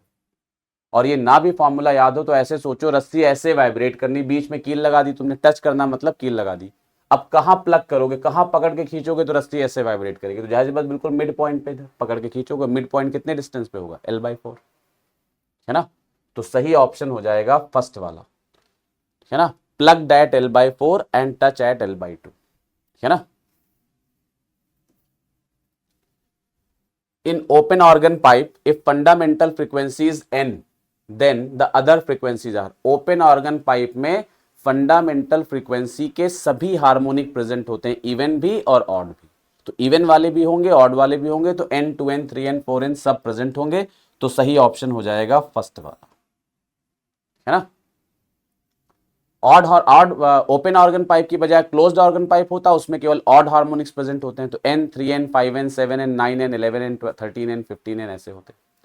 इन wave motion y equal to a sin omega t minus kx या kx minus omega t, y क्या होता है, तो वेव इक्वेशन में आपको मालूम है, अगर ये इलेक्ट्रोमैग्नेटिक वेव, अब ये तो लिखा नहीं कौन सी वेव है, अगर ये इलेक्ट्रोमैग्नेटिक वेव है तो उसमें इलेक्ट्रिक और मैग्नेटिक फील्ड ऑसिलेट करते हैं, तो y जो है वो इलेक्ट्रिक फील्ड भी हो सकता है, मैग्नेटिक फील्ड भी हो सकता है। तो इलेक्ट्रिक फील्ड भी पॉसिबल है, मैग्नेटिक फील्ड पॉसिबल है। अगर ये मैकेनिकल वेव है तो दो तरह के मैकेनिकल वेव होती हैं, गैसेस में प्रेशर वेव यूज करते हैं और वैसे डिस्प्लेसमेंट वेव यूज करते हैं। तो अगर ये डिस्प्लेसमेंट वेव है तो वाई डिस्प्लेसमेंट हो सकता है, अगर ये प्रेशर वेव है तो ये प्रेशर हो सकता है, यानी चारों पॉसिबल है। तो सही ऑप्शन होगा A B C and D, fourth option correct हो जाएगा, ठीक है ना। द रोप शोन, रोप दिखाई गई एक इसमें और इसकी फ्रीक्वेंसी एन है, एक रोप एन से वाइब्रेट कर रही है। कह रहे हैं इसको देखकर सही ऑप्शन चुनो। कौन कौन से ऑप्शन सही? पहला, speed of the wave is 4n into A B. तो पहले डायग्राम समझो, यहां से लेकर यहां तक ये पूरा लैम्डा कहलाता है। तो सिमिट्री से 4 पार्टों में बांटे तो ये लैम्डा बाई 4, ये लैम्डा बाई 4, ये सब लैम्डा बाई 4 लैम्डा बाई 4 हो जाए सिमिट्री से। ये भी फिर उसी तरह आगे लैम्डा बाई 4, ये भी फिर लैम्डा बाई 4, सब लैम्डा बाई 4 लैम्डा बाई 4। पहले पार्ट में स्पीड ऑफ वेव पूछी। स्पीड ऑफ वेव हम सबको मालूम है वो होती है v equal to n lambda. N frequency given है और लैम्डा कितना होगा देखो, ए बी के टर्म्स में दिया है और ए बी क्या है, लैम्डा बाई 4। तो ए बी जो है वो अब डायग्राम के हिसाब से जो ए बी है वो अपने हिसाब से लैम्डा बाई 4 है। तो लैम्डा यहां से कितना हो जाएगा, 4ab, लैम्डा की जगह 4ab लिख दें। तो वेलोसिटी आ जाएगी n इंटू 4ab और वही गिवन है n इंटू 4ab। तो यानी पहला ऑप्शन तो करेक्ट हो गया, है ना। सेकेंड दिया है the medium at A will be in the same phase as D after 4/3n second. A पर और डी पर फेज सेम फेज है ही नहीं। सेम फेज केवल तब आएगा जब लैम्डा का फेज डिफरेंस होगा। लैम्डा के डिफरेंस पर जो पार्टिकल्स होंगे वो सेम फेज में होंगे। सेम फेज का मतलब है मीन पोजीशन से उनकी डिस्टेंस भी सेम हो और डायरेक्शन ऑफ मोशन भी सेम हो, डायरेक्शन ऑफ ऑसिलेशन भी सेम। तो सेम फेज में दो पार्टिकल तभी आएंगे जब उनके बीच का जो डिस्टेंस है वो लैम्डा हो, लैम्डा 2 लैम्डा 3 लैम्डा, लैम्डा का मल्टीपल हो। तो जो पॉइंट्स दिए हैं ए और डी, ये ए पॉइंट है ये वाला, इसको हटा देते हैं, लैम्डा बाई 4 लैम्डा बाई 4 दिख नहीं रहा डायग्राम। तो ये इस तरह से ए पॉइंट और डी पॉइंट जो दिखाए गए हैं वो देख, ये हटा देते हैं, सब समझ गए अब इसको। तो जो ए और डी पॉइंट्स हैं, तो ए यहां है और डी यहां है, देखो इनके बीच का डिस्टेंस लैम्डा है ही नहीं, ये सेम फेज में है ही नहीं।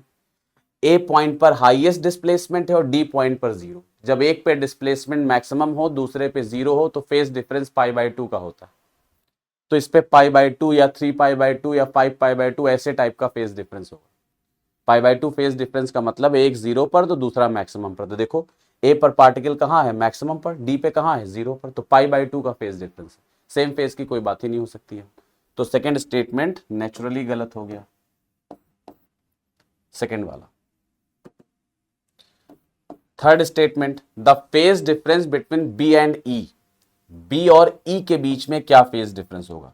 तो पहले बी और ई के बीच का डिस्टेंस देखो, तो यहां से यहां तक लैम्डा बाई 4, यहां से यहां तक लैम्डा बाई 4 और यहां से यहां तक लैम्डा बाई 4। तो बी और ई के बीच में जो पाथ डिफरेंस है वो लैम्डा बाई 4 का है और फेज डिफरेंस होता है 2π लैम्डा इंटू पाथ डिफरेंस। तो 2π लैम्डा और पाथ डिफरेंस है lambda by 4, sorry 3 lambda by 4। Path difference है 3 lambda by 4, lambda by 4 lambda by 4 lambda by 4, B से ई तक 3 लैम्डा बाई 4, तो इंटू 3 लैम्डा बाई 4। लैम्डा से लैम्डा कैंसिल, 2 से 4 cancel, तो 3π/2 फेज डिफरेंस आ जाएगा और 3π/2 ही दिया हुआ है, बिल्कुल सही ऑप्शन हो जाएगा। तो सी ऑप्शन करेक्ट है। तो ए एंड सी करेक्ट हैं, तो थर्ड ऑप्शन सही हो जाएगा। तो third will be the right answer, है ना, third is the correct answer. आगे बढ़ते हैं। 4 wires of identical length, diameters and same material are stretched in a sonometer wire. Sonometer में जो फ्रीक्वेंसी होती है फंडामेंटल वो 1/12√T/μ होती है। जब सारे वायर सबके लिए वायर्स के लिए L सेम है, म्यू सेम है, तो N प्रोपोर्शनल टू √T हो जाए। अब कह रहे हैं टेंशन का रेशियो दिया है 1:4:9। तो जो टेंशन है T1 T2 T3 T4 4 अलग अलग वायर्स में, वो 1:4:9:16 ये रेशियो दिया है।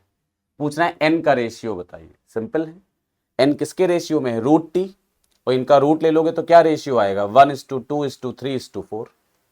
भाई 1 का रूट 1, 4 का रूट 2, 9 का रूट 3, 16 का रूट 4। तो चूंकि n रूट टी के प्रोपोर्शनल है तो टेंशन वाले टर्म्स का रूट ले लो, वही n की फ्रीक्वेंसी आ जाए, n की वैल्यू आ जाएगी। तो n क्या आ जाएगा, 1:2:3:4, यानी फोर्थ ऑप्शन करेक्ट हो जाएगा, है ना। तो fourth is the correct option. Following figure shows, ये फिगर दिखाया गया है, कह रहे रे यहां पर 30 डिग्री पर आती है, यहां पर 30 डिग्री पर रे आती है। तो पूछ रहे हैं क्यू आर एस और टी पे एंगल ऑफ इंसिडेंस बताइए, एंगल ऑफ रिफ्लेक्शन बताइए। तो 30 पे आई है तो 30 पे जाएगी। अच्छा यहां 30 पर आ गई है तो फिर ये एंगल ऑल्टरनेट एंगल 30 होगा, ये भी एंगल 30 होगा। यहां नॉर्मल ऐसे आएगा, ये 30 है ये 90 है तो ये 60 हो जाएगा, तो यहां रे 60 पर आएगी, 60 पर जाएगी। फिर यहां नॉर्मल ऐसे होगा, फिर ये 60 तो ये ऑल्टरनेट एंगल 60 डिग्री, ये भी ऑल्टरनेट एंगल 60 डिग्री। यहां नॉर्मल बनाएंगे तो फिर ये 30 डिग्री और ये भी 30 डिग्री। तो यानी P से जब आगे बढ़ेंगे तो Q R S और T पर आपसे एंगल ऑफ रिफ्लेक्शन पूछ रहे हैं। तो Q पर 30 है, R पे 60 है, फिर 60 है, फिर 30, यानी सही आंसर होगा 30 डिग्री, उसके बाद 60 डिग्री, उसके बाद फिर 60 डिग्री और उसके बाद फिर 30 डिग्री। तो सही ऑप्शन होगा 30 60 60 30, यानी थर्ड ऑप्शन करेक्ट हो जाएगा, है ना। सिंपल एंगल लिखना है। The penetration of light into the region of geometrical shadow, geometrical shadow में लाइट का चले जाना, इसी को तो डिफ्रैक्शन कहते हैं। तो थर्ड ऑप्शन करेक्ट हो जाएगा। पूछना है कौन कौन से पॉइंट सेम फेज में है, एफ एंड जी। तो देखो एफ यहां है और जी यहां है, हमने कहा था सेम फेज के लिए पाथ डिफरेंस लैम्डा, है ना। पाथ डिफरेंस लैम्डा का इंटीग्रल मल्टीपल, ये तो इतने पास पास है तो लैम्डा हो ही नहीं सकता, तो ये गलत। सी और ई, सी और ई भी सिमेट्रिकल नहीं, एक नीचे एक ऊपर, सेम फेज में हो ही नहीं सकते। सेम फेज में होने के लिए मीन पोजीशन से सेम साइड होने चाहिए, और path difference integral multiple of lambda होना चाहिए। उनके बीच का डिस्टेंस लैम्डा या लैम्डा का मल्टीपल होना चाहिए, इंटीग्रल मल्टीपल। तो सी और ई हो ही नहीं सकते, दिख रहा है डायग्राम में। बी और जी, बी और जी जो है ये भी नहीं हो सकते। इसको आप ऐसे समझ लो, बी और जी में अगर आप देखोगे तो बी और जी जो पॉइंट्स हैं, बी यहां है, देखो यहां से लेकर यहां तक, ये तो सबको पता होगा लैम्डा कहलाता है। अब अगर बी से काउंट करोगे तो चूंकि ए से थोड़ा आगे है बी, तो उधर भी पॉइंट आगे बढ़ जाएगा। तो इस पॉइंट से थोड़ा आगे, तो बी के साथ इस पॉइंट से थोड़ा आगे कौन है, एफ। तो बी के साथ एफ जो है वो लैम्डा डिस्टेंस पर होगा सिमेट्री से। तो बी और एफ सेम फेज में हो सकते हैं। तो सही ऑप्शन होगा फोर्थ वन। कैसे पता लगाया, समझ आ गया ना बात ये भाई। जैसे ए से यहां तक, इस पॉइंट को पी रख लो नाम, तो ए से पी तक सेम फेज है। अब जब हम बी से शुरू करेंगे तो बी चूंकि ए से थोड़ा आगे है, तो इधर भी पी से थोड़ा आगे जाना पड़ेगा, और पी से थोड़ा आगे कौन है, एफ, सिमेट्रिकली। तो बी से एफ तक सेम फेज में हो जाएंगे। जी ज्यादा आगे हो जाएगा, बी और जी के बीच का लेंथ लैम्डा से ज्यादा हो जाएगा, वो सेम फेज में नहीं रहेंगे। तो सही ऑप्शन होगा B and F. Next question है, a force is needed to break a copper wire having radius R. R radius का वायर था और इसको ब्रेक करने के लिए एफ फोर्स की जरूरत पड़ी। ब्रेक करने के लिए जो फोर्स चाहिए उसको ब्रेकिंग फोर्स कहते हैं, और जो स्ट्रेस चाहिए, जो प्रेशर चाहिए ब्रेक करने के लिए, उसको ब्रेकिंग स्ट्रेस कहते हैं। और ब्रेकिंग फोर्स इक्वल टू होता है breaking stress into area of cross section, ये होता है। तो जो फोर्स है यहां से पता चल रहा है, breaking force is proportional to radius के स्क्वायर के। तो फोर्स रेडियस के स्क्वायर के डायरेक्टली प्रोपोर्शनल होता है। जब आप रेडियस को डबल कर दोगे, 2r कर दोगे, तो नेचुरली जब r की जगह 2r करोगे तो फोर्स 4r स्क्वायर हो जाएगा। ऐसे नहीं समझ में आता तो ऐसे लिख लो, F proportional to r square. और पूछ रहे हैं जब रेडियस डबल कर देंगे फोर्स F डैश हो गया, proportional to 2r square. Divide कर लो, F upon F dash equal to आ जाएगा 1/4, तो F डैश हो जाएगा 4F, यानी नया फोर्स पहले के 4 गुना होगा। थर्ड ऑप्शन करेक्ट होगा, है ना। पूछ रहे हैं बेस पे एक लिक्विड भरा हुआ है, इसमें इसका एरिया ऊपर इतना है, नीचे इतना है, हाइट दी हुई है, डेंसिटी दी है लिक्विड की। पूछ रहे हैं बेस पे फोर्स कितना लगेगा। फोर्स सिंपली होता है प्रेशर इंटू एरिया, और प्रेशर होता है रो जी एच इंटू एरिया से मल्टीप्लाई कर देंगे फोर्स आ जाएगा। रो आपको 900 दिया है, मतलब 9 इंटू 10⁻² गिवन है। जी 10 होता है, पता ही है।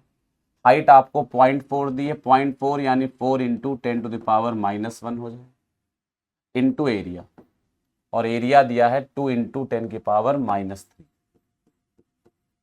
अब सॉल्व कर लो, तो 9 इंटू 4 36 इंटू 2 72, तो ये तो 72 आ गया। 10 की पावर में 2 और प्लस ये 1 है तो 3 हो गया। 3 माइनस 1 2 बचा, 2 माइनस 3 10⁻⁻1 बचा, यानी आंसर आ जाएगा 7.2 न्यूटन। सही ऑप्शन होगा सेकंड, है ना, सेकंड ऑप्शन करेक्ट हो जाएगा। कोई प्रॉब्लम आप लोगों को? प्रॉब्लम है तो दोबारा बताएं। हाइट 0.4 है, एरिया 2 इंटू 10⁻⁻3 है। उतना बड़ा एरिया थोड़ी ना होगा, ऊपर एरिया प्लस 10⁻⁻3 दिया है तो नीचे भी डबल हो जाएगा एरिया, ठीक है ना। आगे बढ़े। पूछ रहे हैं ये वेव इंसिडेंट हो रही है यहाँ पर, ये रिजिड बाउंड्री, रिजिड बाउंड्री, एक वेव रिजिड बाउंड्री पे इंसिडेंट हुई, तो पूछा है रिफ्लेक्टेड वेव का शेप क्या होगा। इसमें कोई कॉन्सेप्ट नहीं है, बस इतना समझ लो, जब रिजिड बाउंड्री से वेव रिफ्लेक्ट होती है तो वो इन्वर्ट हो जाती है, उल्टा हो जाती है, रिवर्स हो जाती है। साइड वाइज भी, जो लेफ्ट में था वो राइट में, जो राइट में था वो लेफ्ट में चला जाएगा, और ऊपर नीचे भी रिवर्स हो जाएगी। यानी वेव अगर ऊपर थी तो रिफ्लेक्टेड वेव नीचे होगी, इंसिडेंट वेव ऊपर थी तो रिफ्लेक्टेड वेव नीचे होगी, और साइड वाइज भी इन्वर्ट हो जाएगी, जो राइट में था वो लेफ्ट में, जो लेफ्ट में था वो राइट में। तो देखो ऊपर थी तो नीचे चली जाएगी, ये ऊपर है गलत हो जाएगा, ये ऊपर है गलत हो जाएगा, नीचे होगी। साइड वाइज भी टेढ़ी हो जाएगी। अब साइड में देखो, छोटा वाला हिस्सा लेफ्ट में था, बड़ा वाला राइट में था, तो अब छोटा वाला राइट में चला जाएगा, बड़ा वाला लेफ्ट में आ जाएगा, तो छोटा वाला राइट में और बड़ा वाला लेफ्ट में, तो फोर्थ ऑप्शन करेक्ट हो जाएगा, है ना, फोर्थ वाला ऑप्शन करेक्ट हो जाएगा। क्लियर होगी बात ये, आप लोगों को समझ में आ गया। नेक्स्ट है, दो स्टेटमेंट्स दिए हैं, असर्शन रीजन वाला क्वेश्चन है, चेक करना है। कह रहे हैं velocity of speed of velocity of sound increases with increase in humidity. कह रहे हैं ह्यूमिडिटी बढ़ाने से, नमी बढ़ाने से, मॉइस्चर वेटनेस बढ़ाने से स्पीड बढ़ जाती है, तो बिल्कुल बढ़ जाती है। पी का फॉर्मूला अगर डेंसिटी के फॉर्म में देखो तो गामा पी बाय रो होता है। जो ह्यूमिड एयर होती है, जो मॉइस्ट एयर होती है, ह्यूमिड एयर, जो ह्यूमिड एयर होती है, इसकी डेंसिटी ड्राई एयर से कम होती है। ह्यूमिड एयर की डेंसिटी ड्राई एयर की डेंसिटी से कम होती है, मतलब ह्यूमिड एयर की डेंसिटी कम होती है। कितनी कम होती? 5/8 टाइम्स। ह्यूमिड एयर की डेंसिटी, वाटर वेपर की डेंसिटी ड्राई एयर की डेंसिटी से 5/8 टाइम्स होती, मतलब कम होती। Excuse me. तो जब आप ह्यूमिडिटी बढ़ाओगे तो डेंसिटी कम हो जाएगी, और डेंसिटी कम हो जाएगी तो स्पीड क्या होगी? बढ़ जाएगी। तो पहला असर्शन तो करेक्ट हो गया।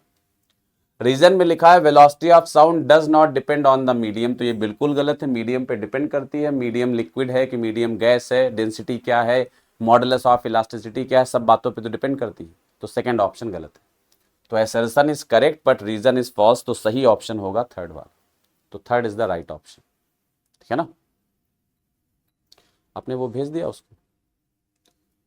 नेक्स्ट है, in the third overtone of an organ pipe number of nodes और एंटी नोड्स बताने। तो देखो सिंपल है, ओपन ऑर्गन पाइप है, ओपन ऑर्गन पाइप का डायग्राम बनाओगे तो आप जानते हो डिस्प्लेसमेंट के लिए ओपन एंड पे एंटी नोड बनता है और बीच में नोड बनेगा। दो लगातार एंटी नोड आ नहीं सकते तो बीच में एक नोड बनेगा। तो जो वेव का शेप आएगा इसमें वो ऐसा आएगा, फंडामेंटल वेव। ये फर्स्ट हार्मोनिक, फर्स्ट हार्मोनिक। इसमें थर्ड ओवरटोन की बात कर रहे हैं तो फिफ्थ हार्मोनिक होगा। ये थर्ड ओवरटोन है, ओपन ऑर्गन पाइप है, तो थर्ड ओवरटोन जो होगा वो फोर्थ हार्मोनिक होगा। ओपन ऑर्गन पाइप में हार्मोनिक ओवरटोन से एक आगे चलता है, तो थर्ड ओवरटोन है तो फोर्थ हार्मोनिक होगा, फोर्थ हार्मोनिक। तो अब इसमें देखो कितने एंटी नोड है, तो नोड्स का नंबर 1 है और एंटी नोड्स का नंबर 2। अब इसी से अंदाजा लगा सकते हो। फर्स्ट ये सॉरी ओवरटोन नहीं, हार्मोनिक, ये फर्स्ट हार्मोनिक है, फर्स्ट हार्मोनिक। तो फर्स्ट हार्मोनिक, इसको फंडामेंटल फ्रीक्वेंसी भी कहते हैं। तो फर्स्ट हार्मोनिक जिस नंबर का हार्मोनिक है उतने नोड्स हैं और उसके एक ज्यादा एंटी नोड है। तो जब फर्स्ट नंबर का हार्मोनिक था तो एक नोड है और उससे एक एक्स्ट्रा एंटी नोड है, दो एंटी नोड है। तो जब यहां पर फोर्थ नंबर का हार्मोनिक होगा, थर्ड ओवरटोन मतलब फोर्थ हार्मोनिक ओपन पाइप में, क्लोज पाइप होता तो फिफ्थ हार्मोनिक होता। तो थर्ड ओवरटोन फोर्थ हार्मोनिक। अब जब चौथे नंबर का हार्मोनिक है, जितने नंबर का हार्मोनिक उतने नोट्स, तो फिर चौथे नंबर के हार्मोनिक में नोट्स कितने हो जाएंगे, 4। जिस नंबर का हार्मोनिक उतने नोट्स, और एंटी नोट्स एक ज्यादा हो जाएंगे, तो 4 + 1 5। तो नंबर ऑफ नोट्स 4 होंगे और नंबर ऑफ एंटी नोट्स 5 होंगे। तो उसके हिसाब से सही आंसर होना चाहिए 4 नोड्स और 5 anti notes. Third option correct है ना। Two different liquids are flowing in two tubes of equal radius. Ratio of critical velocity पूछा गया। क्रिटिकल वेलोसिटी का फॉर्मूला होता है Vc = K eta upon rho R. K होता है रेनॉल्ड्स नंबर, ये एक यूनिटलेस डायमेंशनलेस कांस्टेंट होता है। ईटा होता है कोफिशिएंट ऑफ विस्कोसिटी, रो है डेंसिटी और आर है रेडियस ऑफ द ट्यूब। वो कह रहे हैं दो अलग अलग लिक्विड है flowing into tubes of equal radius. Radius same है तो ये कांस्टेंट हो गया, के तो यूनिवर्सल कांस्टेंट, तो V proportional to eta by rho होगी। यानी V1/V2 इक्वल टू लिख सकते हैं 𝜼1/𝜼2 इंटू 𝜌2/𝜌1, ये लिख सकते हैं। दोनों ट्यूब्स में जो कोफिशिएंट ऑफ विस्कोसिटी का रेशियो दिया है लिक्विड्स का, वो 52/49 है, तो ये 52/49 है। और जो डेंसिटी का लिक्विड दिया वो 13:1 है। 𝜌1/𝜌2, 𝜌1/𝜌2 13:1 दिया है, तो हमें तो 𝜌2/𝜌1 चाहिए, तो 1/13 हो जाएगा। 13 से ये कटेगा तो आंसर आएगा 4/49, यानी 4:49। तो जो क्रिटिकल वेलोसिटीज का रेशियो है वो 4:49, यानी फर्स्ट ऑप्शन करेक्ट होगा, ठीक है ना। ये असर्शन रीजन का क्वेश्चन है और इसमें कह रहे हैं कि एक ब्लॉक तैर रहा है पानी में। तो अगर कोई ब्लॉक लिक्विड में तैर रहा है तो तैर तभी सकता है जब इसका वेट जो है वो बॉयंट फोर्स से बैलेंस हो जाए, और बॉयंट फोर्स से वेट यानी अब थ्रस्ट से वेट बैलेंस हो जाए। अब जो एपरेंट वेट होता है, एपरेंट वेट का मतलब जो वेट हमें बॉडी का फील होगा लिक्विड के अंदर, वो होता है mg - fb। और जब बॉडी फ्लोट कर रही है तो mg fb बराबर होंगे तभी फ्लोट करेगी। अब अगर mg = fb हो गया तो एपरेंट वेट 0 हो जाए। तो यानी पहला ऑप्शन है कि ब्लॉक फ्लोट कर रहा है टैंक में तो एपरेंट वेट 0 होगा, बिल्कुल सही है। दूसरे ऑप्शन में कह रहे हैं क्योंकि because the entire weight of the block is supported by the buoyant force, यानी balance by the buoyant force, तो ये भी सही ऑप्शन है। तो असर्शन भी करेक्ट है, रीजन भी करेक्ट है, तो सही आंसर हो जाएगा फर्स्ट, एक्सप्लेनेशन भी करेक्ट है। एक पार्टिकल सिंपल हार्मोनिक मोशन कर रहा है, तो कह रहे हैं मीन पोजीशन से मिड पॉइंट तक जाने का टाइम, ये स्टैंडर्ड आंसर होता है, याद होना चाहिए। मीन पोजीशन से एक्सट्रीम पोजीशन के मिड पॉइंट तक जाने का टाइम ये होता है T/12। कैसे आता है, सर्किल बना के निकाल सकते हैं। ये मीन पोजीशन हो गया। अब अगर बॉडी को मीन पोजीशन से मिड पॉइंट तक यानी A/2 तक जाना है, तो जब SHM वाली बॉडी यहां से यहां जाएगी तो सर्कुलर मोशन वाली बॉडी यहां से यहां जाएगी, ऐसे। ये एंगल 60 डिग्री हो जाएगा cos थीटा लगाकर, क्यों, क्योंकि ये डिस्टेंस A/2 है और ये लेंथ A है, रेडियस, तो A/60 डिग्री हो जाएगा। अब ये एंगल 30 डिग्री हो जाएगा और 30 डिग्री मतलब π/3 रेडियन, ये हो जाएगा। अब बॉडी को यहां से यहां जाना है तो ट्रेवल कितना करना है, π/6 रेडियन, ये हो जाएगा π/6 रेडियन। तो जब बॉडी को यहां से यहां जाना है तो ट्रेवल कितना एंगल करना है, π/6। कितनी एंगुलर वेलोसिटी से करना है, ओमेगा, तो टाइम कितना लगेगा, डिस्प्लेसमेंट अपॉन वेलोसिटी, θ/ω। थीटा π/6 है और ओमेगा को लिख सकते हैं 2π/t, पाई से पाई कैंसिल, तो आंसर आ जाएगा T/12। लेकिन निकालने की जरूरत नहीं होनी चाहिए, आंसर याद होना चाहिए। तो यहां से यहां तक का टाइम t/12 और यहां से यहां तक का टाइम t/6, ये टाइम होता है ना। आगे बढ़ते हैं। कह रहे हैं कि एक पार्टिकल सिंपल पेंडुलम एसएचएम कर रहा है, तो इसका आंसर होगा t/12, ये फोर्थ ऑप्शन करेक्ट होगा। इसमें कह रहे हैं एक पार्टिकल्स एसएचएम कर रहा है, तो x इक्वल टू a/2 पे उसकी स्पीड क्या होगी।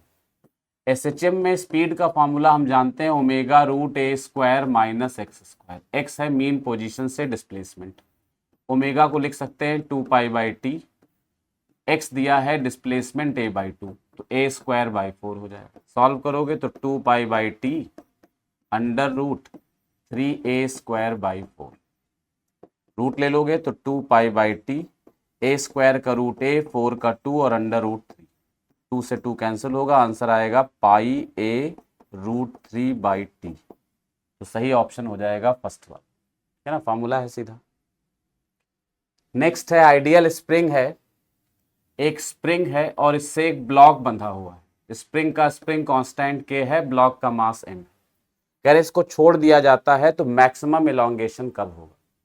तो याद कर लो, जब भी किसी स्प्रिंग पे कोई फोर्स F लगे, यहां F का काम कौन कर रहा है, mg, तो इक्विलिब्रियम में इलॉन्गेशन होता है F/k और मैक्सिमम इलॉन्गेशन होता है 2F/k, इसका डबल, इक्विलिब्रियम वाले का डबल।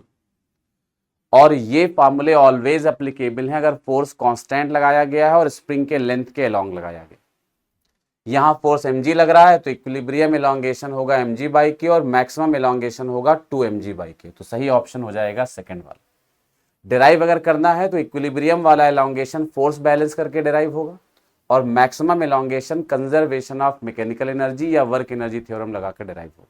तो खैर ये आंसर याद होने चाहिए, कई बार क्लास में करा चुके हैं।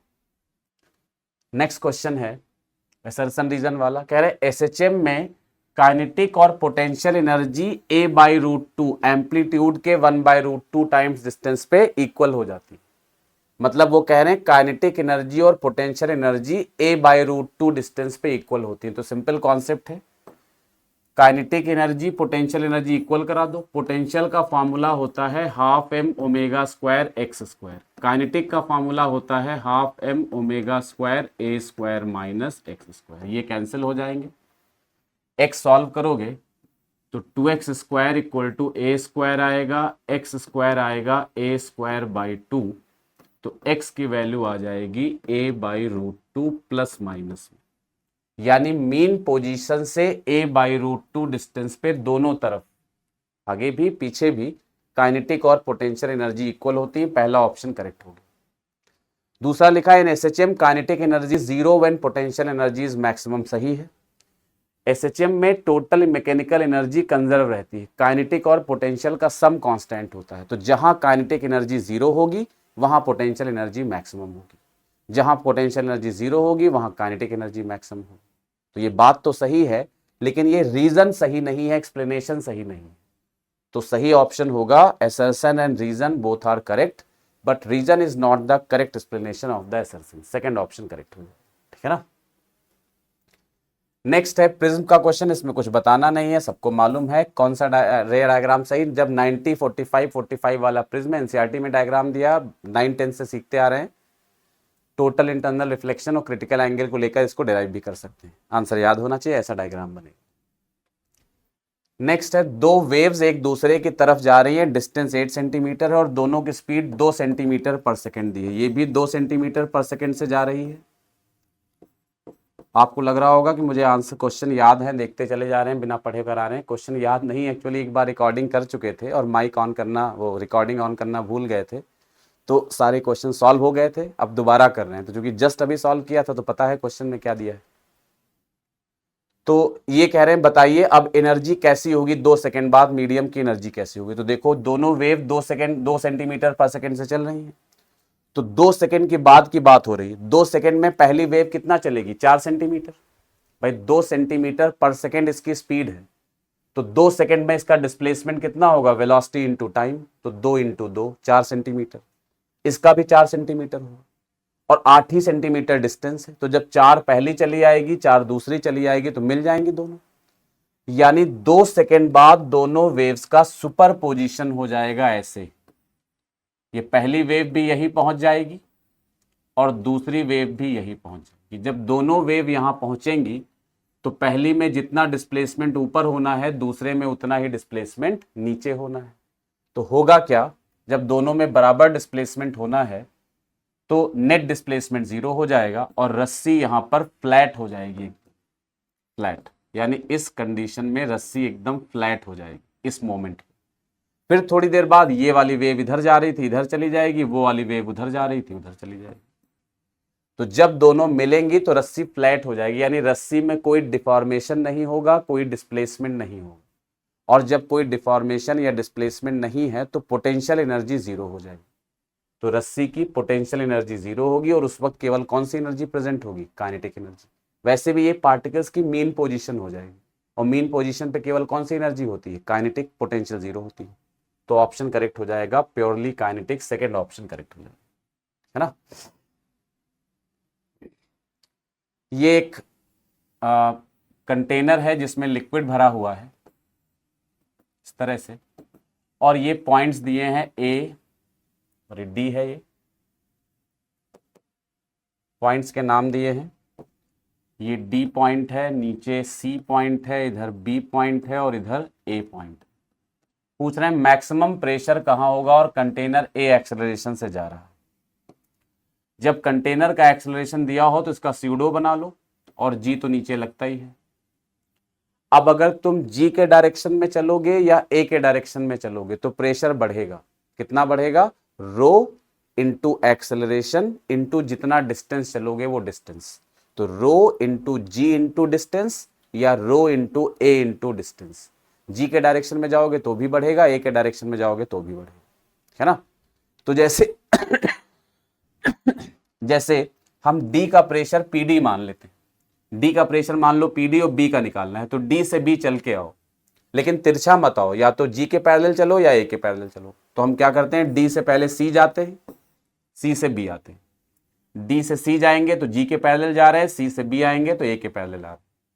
तो जब डी से चलेंगे, डी का प्रेशर पीडी, नीचे सी तक आएंगे, मान लो हाइट एच है, लेंथ एल है, तो एच नीचे आए चलकर, तो रो जी एच प्रेशर मिला।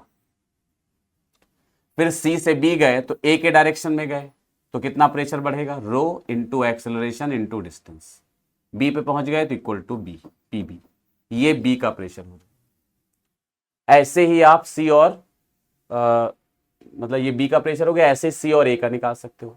और सी और ए का प्रेशर पक्का है बी से कम आएगा, क्यों, क्योंकि ए पे जाने के लिए डी से सीधा ए जाओगे, केवल रो ए एल वाला टर्म आएगा, और सी पे आने के लिए डी से सीधा सी आओगे, केवल रो जी एच वाला टर्म आएगा। बी पे आने पे दोनों टर्म आए तो जाहिर सी बात बी का प्रेशर मैक्सिमम होगा, तो मैक्सिमम प्रेशर बी पर होगा और बाकी दिख ही रहा है मिनिमम प्रेशर डी पर होगा। तो फर्स्ट ऑप्शन करेक्ट हो जाएगा, maximum at B and minimum at D, है ना। कॉनकेव मिरर और कन्वर्जिंग लेंस हैं, दोनों की फोकल लेंथ 3 सेंटीमीटर दी, दोनों को पानी में डुबो दिया, पूछ रहे हैं फोकल लेंथ पे क्या असर पड़ेगा। तो देखो सिंपल है, मिरर की फोकल लेंथ का फॉर्मूला होता है F equal to R by two, mirror के लिए फॉर्मूला मिरर, और इसमें मीडियम का कोई यूज ही नहीं है, यानी मिरर की फोकल लेंथ मीडियम पर डिपेंड नहीं करती, चाहे एयर में लिखनी हो, चाहे वाटर में लिखनी हो, ग्लिसरीन में लिखनी हो, कहीं लिखनी हो, मिरर की फोकल लेंथ सेम रहेगी। तो वो 3 सेंटीमीटर है तो 3 रहेगी। अब मिरर की 3 किसमें दी है, तो फर्स्ट ऑप्शन में है, थर्ड में है, तो सेकंड गलत हो जाएगा, फोर्थ गलत हो जाएगा। अच्छा, लेंस की फोकल लेंथ डिपेंड करती है मीडियम पर, तो जब मीडियम बदलेगा तो लेंस की फोकल लेंथ पक्का बदल जाएगी। तो फर्स्ट और थर्ड में से एक ऑप्शन होना है। फर्स्ट में लेंस की फोकल लेंथ 12 दी है, थर्ड में 3 दी, इसमें नहीं बदली, और जबकि बदल जानी चाहिए, लेंस की फोकल लेंथ मीडियम पे डिपेंड करती है, तो थर्ड भी गलत हो गया। तो सही ऑप्शन कौन सा हो जाएगा, फर्स्ट वाला। निकालना चाहते हो लेंस की फोकल लेंथ, तो 1 अपॉन फोकल लेंथ होती है लेंस की mu L upon mu S minus 1 upon R1 minus 1 upon R2, ये फॉर्मूला होता है। अब एयर में जब थे तो फोकल लेंथ 3 थी, म्यूएल का मतलब लेंस का रिफ्रैक्टिव इंडेक्स, तो वो 3/2, म्यूएस मतलब सराउंडिंग का रिफ्रैक्टिव इंडेक्स, सराउंडिंग में एयर थी तो रिफ्रैक्टिव इंडेक्स 1 हो जाएगा, 1 upon R1 minus 1 upon R2, first equation. Second equation जब मीडियम में डुबो दिया तो 1/f, म्यूएल तो 3/2 ही रहेगा और वाटर का रिफ्रैक्टिव इंडेक्स 4/3। म्यूएस मतलब जो सराउंडिंग है उसका रिफ्रैक्टिव इंडेक्स, पानी में डुबो देंगे तो सराउंडिंग क्या हो जाएगा, वाटर, तो 4/3 -1 1/r1 -1/r2, ये आएगा।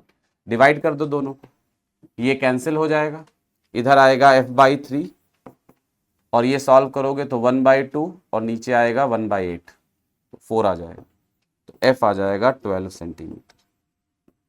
तो डिराइव कर लोगे इसको आराम से, तो फर्स्ट ऑप्शन करेक्ट हो जाएगा। दो सब्सटेंसेस हैं जिनकी डेंसिटीज ρ1 ρ2 है, जब उनको इक्वल वॉल्यूम में मिक्स किया गया तो डेंसिटी 4 आई। जब वॉल्यूम मिक्स करते हैं तो डेंसिटी ऑफ मिक्सचर का फॉर्मूला होता है rho mixture equal to v1 ρ1 plus v2 ρ2 upon ρ1 v1 plus v2। जब वॉल्यूम इक्वल है तो वॉल्यूम दोनों का सेम कर देंगे, तो v ρ1 plus v ρ2 upon 2v, यानी रो मिक्सचर आ जाएगा ρ1 प्लस ρ2/2। रो मिक्सचर आपको दिया हुआ है 4, तो 4 इक्वल टू ρ1 प्लस ρ2/2, यानी ρ1 प्लस ρ2 आ गया 8। ये फर्स्ट इक्वेशन बन गई। सेकेंड कंडीशन में कह रहे हैं मास इक्वल लेकर मिक्स किया गया है दोनों को। जब मास लेके मिक्स करते हैं तो मिक्सचर की डेंसिटी का फॉर्मूला होता है m1 प्लस m2, यहां इक्वल मास है तो m plus m divided by m1 by ρ1, तो m by ρ1 plus m2 by ρ2, यानी m बाई ρ2, m कैंसिल हो जाएगा, ये आएगा 2 ρ1 ρ2 अपॉन ρ1 प्लस ρ2। रो मिक्सचर 3 दिया हुआ है, इसको 3 रख लेंगे, तो 3 इक्वल टू 2 ρ1 ρ2 और ρ1 प्लस ρ2 की वैल्यू यहां से रख लें इक्वेशन 1 से। इक्वेशन 1 से ρ1 प्लस ρ2 की वैल्यू यहां रख दी जाए, ρ1 प्लस ρ2 8 है तो यहां 8 आ जाएगा, 2 से 8 कटेगा 4 आएगा, 4 इंटू 3 12 आ जाएगा, तो ρ1 इंटू ρ2 इक्वल टू 12 आ जाएगा। ये सेकेंड इक्वेशन गुणा भाग कर लोगे आसानी से, ये आ जाएगा। अब दोनों इक्वेशन को सॉल्व करोगे 1 और 2 को, तो ρ1 ρ2 मिल जाएंगे। अब चाहे सॉल्व करो चाहे यहाँ वैल्यू रख के देख लो। वैल्यू रख लेते हैं, ρ1 6 ρ2 2, यहाँ रखो, जो वैल्यूज दोनों इक्वेशन को सेटिस्फाई करेंगे वो सही आंसर होगा। करके देख लो, 6 प्लस 2 8, तो पहली इक्वेशन को तो फर्स्ट ऑप्शन सेटिस्फाई कर रहा है। यहाँ 6 इंटू 2 12, यहाँ भी सेटिस्फाई हो रहा है, तो पहला ऑप्शन सही आंसर हो जाएगा, तो फर्स्ट करेक्ट है। बाकी और कोई ऑप्शन इसको सेटिस्फाई नहीं करेगा, रख के देख लो। जैसे थर्ड वाला रखो 12 एंड 4, तो 12 प्लस 4 16 होगा, यही सेटिस्फाई नहीं हो रहा है, गलत हो गया। सेकेंड वाला रखो 3 एंड 5, तो 3 प्लस 5 8, फर्स्ट इक्वेशन तो सेटिस्फाई हो गई, लेकिन यहाँ 3 इंटू 5 15 आएगा, जबकि आंसर 12 आ रहा है, इसका मतलब सेकेंड ऑप्शन सेटिस्फाई नहीं हो रहा है, तो सही आंसर हो जाएगा पहला वाला। तो ये था आपका क्वेश्चन नंबर 45। तो ये खत्म हुआ आपका सोल्यूशन। तो मिलते हैं नेक्स्ट टेस्ट के सोल्यूशन में, तब तक इसको देख लीजिए और अपनी पढ़ाई को प्रॉपरली करते रहिए, रिवीजन पे विशेष ध्यान दीजिए, ठीक है ना। मिलते हैं नेक्स्ट टेस्ट में, थैंक यू।